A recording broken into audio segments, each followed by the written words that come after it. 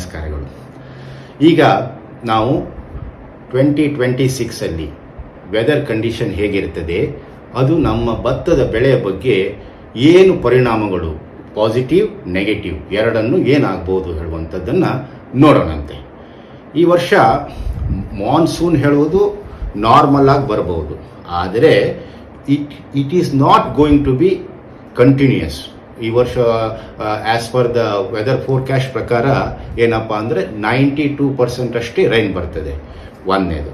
ಎರಡನೇದು ಎರಾಟಿಕ್ ಅಂದರೆ ಒಂದೇ ಸರಿ ಸಿಕ್ಕಾಪಟ್ಟೆ ಗುಡುಗು ಸಿಡಿಲಿನ ಮಳೆ ಬರ್ಬೋದು, ಹಾಗೆ ಒಂದು ಲಾಂಗ್ ಡ್ರೈ ಸ್ಪೆಲ್ ಇರ್ಬೋದು. ಆಮೇಲೆ ಏನಪ್ಪ ಅಂದರೆ ಜುಲೈ ಮತ್ತು ಆಗಸ್ಟ್ ಟೈಮಲ್ಲಿ ಈಗಿನ ಹವಾಮಾನದ ವರದಿ ಪ್ರಕಾರ there might be a drought season ಅಂದರೆ ಮಳೆ ನಿಂತು ಹೋಗ್ಬಿಡ್ಬೋದು. ಈ ಮೇ ಜೂನಲ್ಲಿ ಜೋರಾಗಿ ಮಳೆ ಬಂದು ಜುಲೈ ಆಗಸ್ಟಲ್ಲಿ ಏನಪ್ಪ ಅಂದರೆ ಮಳೆ ಹೇಳುವಂಥದ್ದು ಪ್ರಮಾಣ ಕಡಿಮೆ ಆಗೋದು ಕೆಲವೊಂದು ಕಡೆಯಲ್ಲಿ. ಇದರಿಂದ ನಮ್ಮ ಭತ್ತದ ಬೆಳೆಗೆ ಏನಾಗ್ತದೆ ಹೇಳಿ ಯೋಚನೆ ಮಾಡಬೇಕು.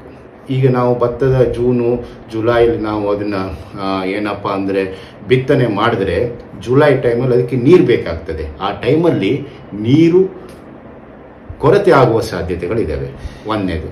ಎರಡನೇದು ವಿಂಟರ್ ಸೀಸನ್, ಯಾವಾಗ ಭತ್ತದ ಕಾಳುಗಳು ಗಟ್ಟಿಯಾಗುವ ಸಮಯ ಇರ್ತಿದಲ್ಲ, ಆ ಟೈಮಲ್ಲಿ ರಾತ್ರಿ ಟೆಂಪ್ರೇಚರು 1.5 to 2 ಡಿಗ್ರಿ ತನಕ ಜಾಸ್ತಿ ಆಗ್ಬೋದು.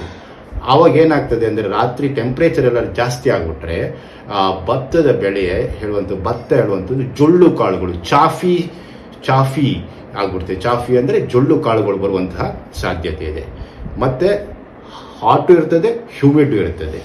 ಸೊ ಈ ಸರಿ ವೆದರ್ ಕಂಡೀಷನ್ ಹೇಳುವಂಥದ್ದು ನಾವು ಕೇರ್ಫುಲ್ಲಾಗಿ ಮ್ಯಾಚ್ ಮಾಡಿಕೊಂಡು ಅನಲೈಸ್ ಮಾಡಿಕೊಂಡು ನಾವು ಕರೆಕ್ಟಾಗಿ ಕ್ರಾಪನ್ನು ಬೆಳಿಬೇಕು.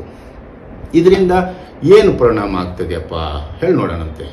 ನಾವು ಮುಂಚೆ ಹೇಳಿದಾಗೆ ನಮ್ಮ ಕರ್ನಾಟಕದಲ್ಲಿ 3 ಪ್ರಾಂತ್ಯದಲ್ಲಿ ಭತ್ತವನ್ನು ಬೆಳೀತಾರೆ. ಒಂದನೇದು ಉತ್ತರ ಕರ್ನಾಟಕದಲ್ಲಿ, ಅಲ್ಲಿ ಜುಲೈ ಮತ್ತು ಆಗಸ್ಟ್ ಟೈಮಲ್ಲಿ ಯಾವಾಗ ಲಾಂಗ್ ಡ್ರೈ ಸ್ಪೆಲ್ ಬರ್ತದೆಯೋ ಆವಾಗ ಏನಪ್ಪ ಅಂದರೆ ನೀರಿನ ಕೊರತೆ ಉಂಟಾಗ್ಬೋದು. ಕೋಸ್ಟಲ್ ಮತ್ತು ಮಲೆನಾಡು ಪ್ರಾಂತ್ಯದಲ್ಲಿ ಏನಾಗ್ಬೋದು ಅಂದರೆ ನಮಗೆ ಈ ಯಾವ ನೀರು ಜಾಸ್ತಿ ಬಂದು ಅಥವಾ ನೀರು ಕಡಿಮೆ ಆಗಿ ಈ ಒಂದು ಏರಿಳಿತದಿಂದ ನಾವು BPH ಅಂತಹ ಕೀಟಾಣುಗಳು ಬರಬಹುದು. ಮತ್ತು ವಿಂಟರಲ್ಲಿ ದಕ್ಷಿಣ ಮಲೆನಾಡಿನಲ್ಲಿ ದಕ್ಷಿಣ ಕರ್ನಾಟಕದಲ್ಲಿ ವಿಂಟರ್ ಸೀಸನ್ ಅಥವಾ ಕಾಳು ಕಟ್ಟುವ ಸಮಯದಲ್ಲಿ ನೈಟ್ ಟೆಂಪ್ರೇಚರ್ ಜಾಸ್ತಿ ಆಗೋದ್ರಿಂದ ಚಾಫಿ ಸೀಡ್ಸ್ ಅಂದರೆ ಜೊಳ್ಳು ಕಾಳುಗಳು ಬರುವಂತಹ ಸಮಸ್ಯೆಗಳು ಕಾಣಬಹುದು. ಓಕೆ, ಇದಕ್ಕೆ ಪರಿಹಾರ ಇದೆಯಾ? ಇದೆ. ನಾವು ಹೇಗೆ ಪ್ರಿಪೇರ್ ಆಗಬೇಕು? ಇದಕ್ಕೆ ನಮ್ಮ ವೆದರ್ ಹೇಳುವಂತಹದ್ದು ನಮ್ಮ ಮಿತ್ರ. ಹಾಗೆ ನಾವು ನಮ್ಮ ಕಡೆಯಿಂದ ಪ್ರಿಪೇರ್ ಆಗಬೇಕು. ನಮ್ಮ ಕಡೆಯಿಂದ ಏನೇನು ಪ್ರಿಪೇರ್ ಆಗಬೇಕು ಅಂದರೆ ಮಣ್ಣಿನ ಪೋಷಕಾಂಶವನ್ನು ಕರೆಕ್ಟಾಗಿ ನೋಡ್ಕೋಬೇಕು, ವಾಟರ್ ಮ್ಯಾನೇಜ್ಮೆಂಟ್ ಮಾಡ್ಕೋಬೇಕು, ಮತ್ತು ನೀರಿಗೆ ಸಾಕಷ್ಟು ನೀರು ಇಟ್ಕೊಂಡು ಗಿಡಗಳು ಗಟ್ಟಿ ಆಗುವ ಹಾಗೆ ನೋಡ್ಕೋಬೇಕು.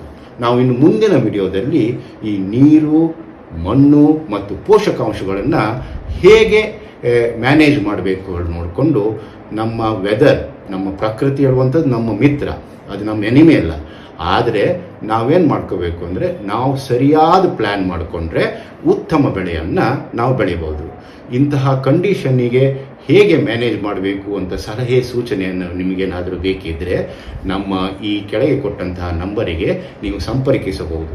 ನಮ್ಮ ಕೃಷಿ ತಜ್ಞರು ನಿಮ್ಮ ಬೆಳೆಗೆ ಮತ್ತು ನಿಮ್ಮ ಊರಿನ, ನಿಮ್ಮ ಪರಿಸರಕ್ಕೆ ತಕ್ಕದಾದಂತಹ ಸೊಲ್ಯೂಷನನ್ನು ಕೊಡಲು ತಯಾರಿದ್ದಾರೆ. ನಿಮಗೆ ಏನೇ ಸಮಸ್ಯೆ ಇದ್ದರೂ, ಪರಿಹಾರ ಇದ್ದರೂ ಈ ನಂಬರಿಗೆ ವಾಟ್ಸ್ಆ್ಯಪ್ ಮೂಲಕ ನಮ್ಮನ್ನು ಸಂಪರ್ಕಿಸಿ. ತುಂಬ ಧನ್ಯವಾದಗಳು. ನಮಸ್ಕಾರ.